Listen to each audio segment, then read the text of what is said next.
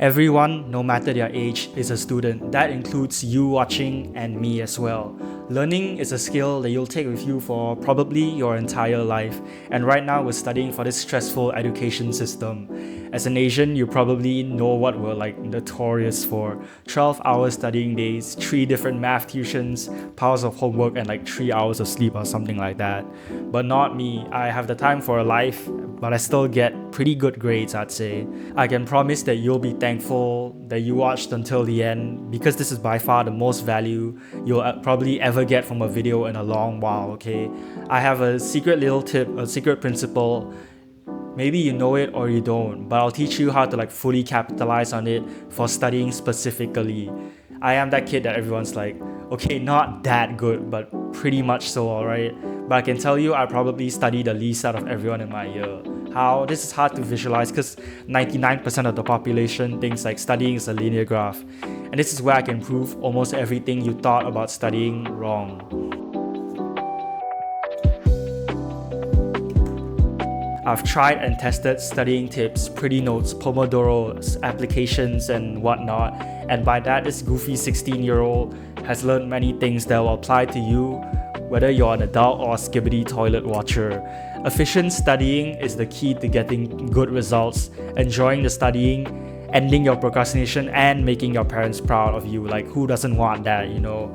Anyway, I'm done yapping. Let's get to the real shit, alright? The very first thing you have to do is to fully let go of the belief that the time you study is directly proportionate to the results you get, the knowledge you gain. Especially here in Asia, it's like a fucking dick measuring contest of, oh, I study 12 hours a day, I'm so much better than you.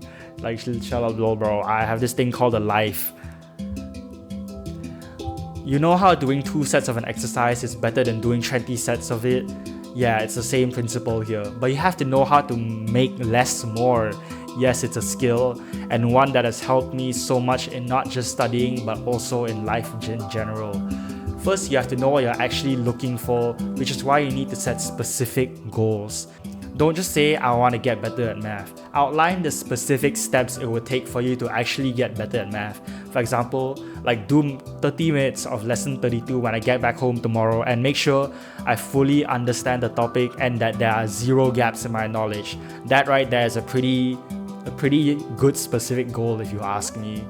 I have an analogy I like to use for goal setting. Think of a chain, and you know how a chain has like these links on it, right? Let's say like all the links are made of steel, but then there's one random link that's made of like tissue paper or something, and the chain suddenly becomes weak as hell. Like, you know how a steel chain is very strong, but if just one link is made of paper, then it becomes very weak. It can be torn apart easily. Like, the same concept is for you and for studying. It's the same with you.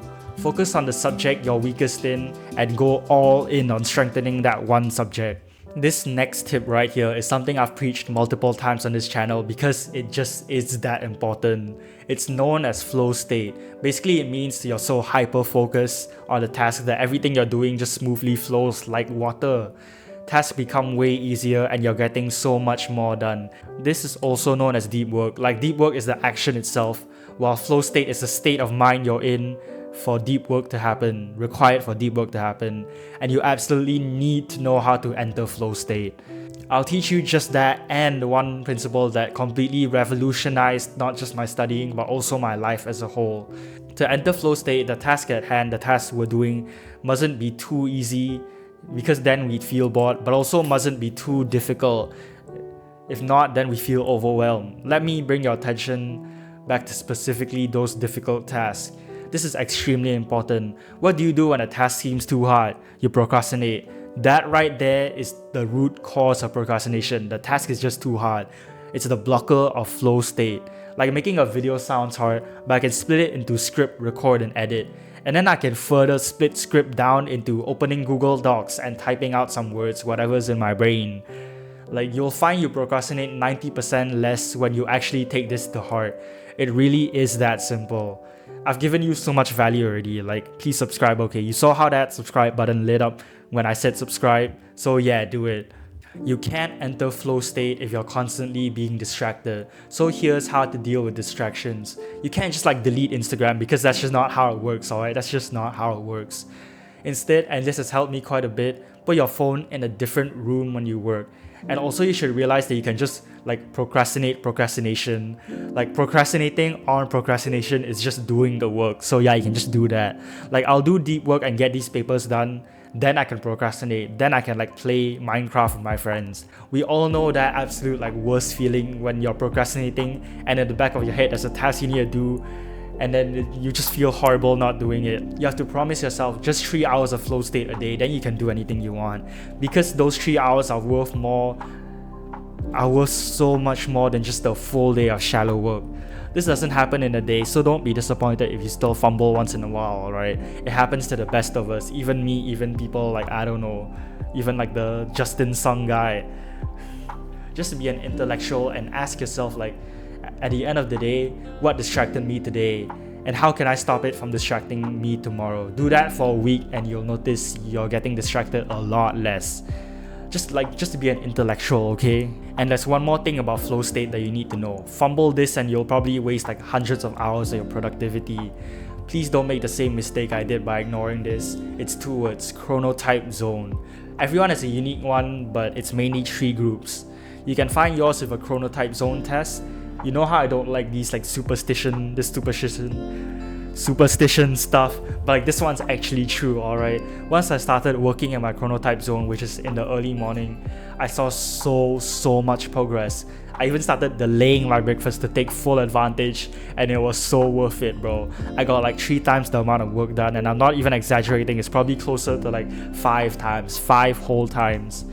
And now here's that secret principle I was talking about. It's called the Pareto principle. I'll refer to it as the 80-20 rule. I have the book right here, if you're wondering. This is the book.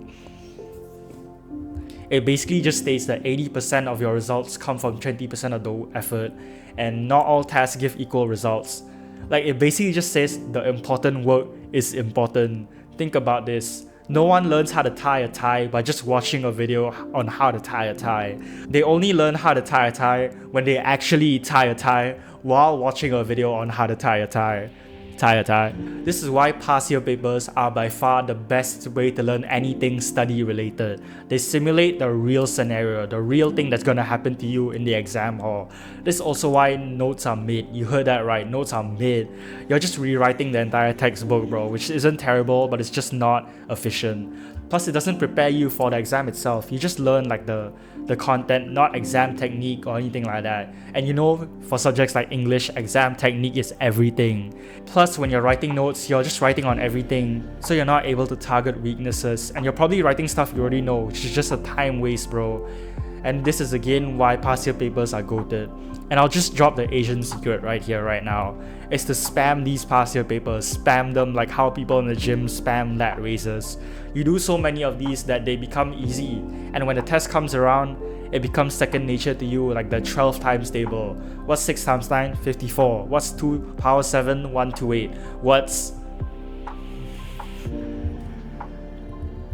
You can't memorize everything, but look me in the eyes when I say this. I used to do pretty notes all day, but trust me when I say past year papers are so much more efficient, bro. Of course, you need to actually understand what you're doing, which is why the answer sheet exists. But this basic principle applies to like every single subject you'll ever study. And congrats on making it this far, lil bro. You're now worthy of my extra little secret tip. My life was honestly like really bad earlier this year. But even though I was a whole month behind syllabus, 2 weeks before exam, literally 2 weeks before exam, this one single thing saved my grades. And hell, for some subjects I even got higher marks, lol. Even though the end of year paper is supposed to be like way harder. I learned it from another YouTuber called Ruff. He's a homie, by the way. This is basically called like the study cycle. Sounds complicated, but literally only has 2 components: active recall and a past year paper directly after that.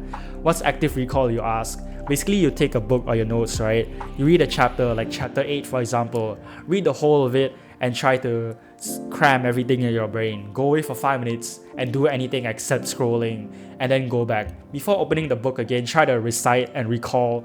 Try to actively recall everything you remembered, and then only after that you open the book to see what you missed, and then you fill in the gaps, and then repeat this active recall cycle. Now you know 30%, 50%, and eventually like 99% goes into your brain because you just repeated this cycle over and over. In the study cycle, active recall usually takes like 30 minutes. starting out. It slowly lessens as you get better and better, and then soon like you won't even need the 5 minute gap, bro. After that, go straight to one past year paper to actually apply everything that you actively recalled, so your brain actually remembers it. This sounds simple, but to my friends asking, this is my secret weapon, bro. Like, I swear, this is so overpowered. You can have all this knowledge, but keep on procrastinating and you won't make much out of it, which is why you need this guide right here. And I hope that you'll join me on my journey of chill self-improvement, lil bro.